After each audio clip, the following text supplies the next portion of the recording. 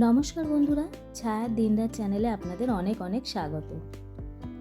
আজকে আমি বানাবো একটা ডেজার্ট রেসিপি। আজ ডেজার্ট রেসিপি বানানোর জন্য আমি নিয়ে নিয়েছি ডালিয়া। আমি বানাবো ডালিয়া দিয়ে হালুয়া। ডালিয়ার হালুয়া বানানোর জন্য আমি প্রথমে ডালিয়াটাকে শুকনো কড়ায় ড্রাই রোস্ট করে নিয়েছি। নেওয়ার পর ডালিয়াগুলোকে আমি গরম দুধের মধ্যে ভিজিয়ে রাখছি। আমি এখানে আধ ঘন্টার জন্য ভিজিয়ে রেখেছি। আপনারা চাইলে আরও বেশি টাইম ভিজিয়ে রাখতে পারবেন যদি হাতে সময় থাকে। এর ফলে ডালিয়ার সফটনেস অনেকটা ভালো হয়। এরপর কড়াইয়ে আমি সাদা তেল আর একটু ঘি গরম করে নিয়েছি। সাদা তেল ঘি গরম করে নেওয়ার পর আমি এর মধ্যে ফুলকপি আর গাজর ভেজে নিচ্ছি। আমি ডালিয়াটা আরও টেস্টি করার জন্য বা একটু অন্যরকমভাবে বানানোর জন্য আমি এর মধ্যে একটু ফুলকপি আর গাজরও দিয়ে দিচ্ছি। তারপর ওই তেলের মধ্যে আমি কিছুটা আমন্ড আর কাজু বাদামও হালকা করে ভেজে নেব। ভেজে নেওয়ার পর এগুলোকে আমি তুলে রাখবো। এগুলো আমি পরে হালুয়াতে ব্যবহার করব। যে তেলটা থাকবে বা যে ঘিটা আছে সেই ঘিয়ের মধ্যে আমি কিছুটা বাতাসা দিয়ে দেব ক্যারামেলাইজড করার জন্য। আমি এখানে বাতাসা দিচ্ছি, আপনারা চাইলে চিনি বা গুড়ও দিতে পারেন। ক্যারামেলাইজড করে নিলে হালুয়াটা যেমন দেখতেও সুন্দর হয় তেমন খেতেও খুব ভালো হয়। ক্যারামেলাইজড করার সময় ভালোভাবে লক্ষ্য রেখে করতে হবে যেন কোনোভাবে পুড়ে না যায়, কারণ এগুলো খুব তাড়াতাড়ি পুড়ে যায়। যখন হালকা লাল হয়ে যাবে তখন আমি এই ক্যারামেলের মধ্যে ভিজিয়ে রাখা ডালিয়াটা দিয়ে দেবো এবং ভালোভাবে মিক্সড করে দেব। নেড়ে নেড়ে ভালোভাবে মিক্সড করতে হবে, কারণ এটা তলায় বসে গিয়ে ধরে যেতে পারে। এরপর আমি এর মধ্যে দিয়ে দিচ্ছি একটা তেজপাতা আর কয়েকটা এলাচ থেতো করে হাতে ক্রাশ করে এর মধ্যে মিক্সড করে দিচ্ছি। এগুলোকে দেওয়ার পর হালকা যখন একটু ফুটে উঠবে তখন আমি এর মধ্যে একটু নুন দিয়ে দেব।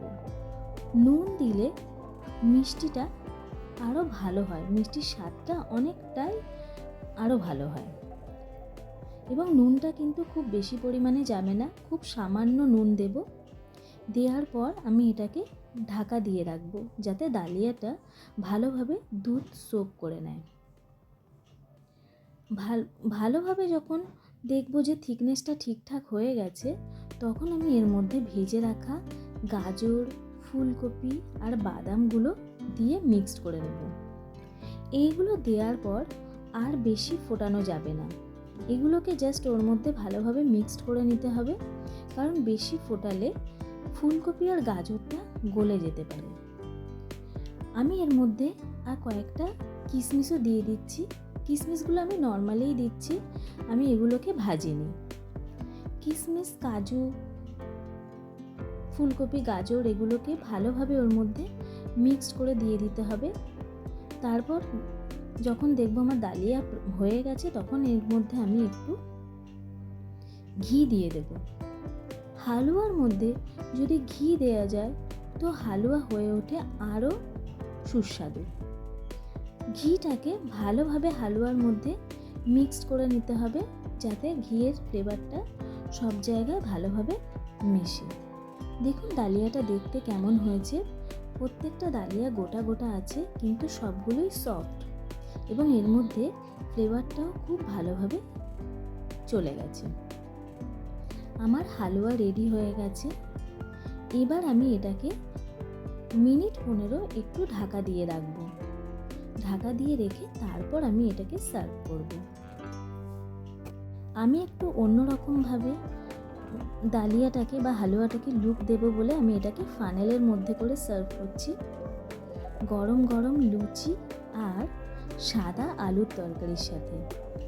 লুচির সাথে এই হালুয়া খেতে খুবই ভালো লাগে। আপনারা একবার বানিয়ে খেয়ে দেখবেন, এটা খেতে খুবই সুস্বাদু। ভিডিওটা ভালো লেগে থাকলে লাইক করবেন এবং চ্যানেলটা ভালো লাগলে সাবস্ক্রাইব করে দেবেন।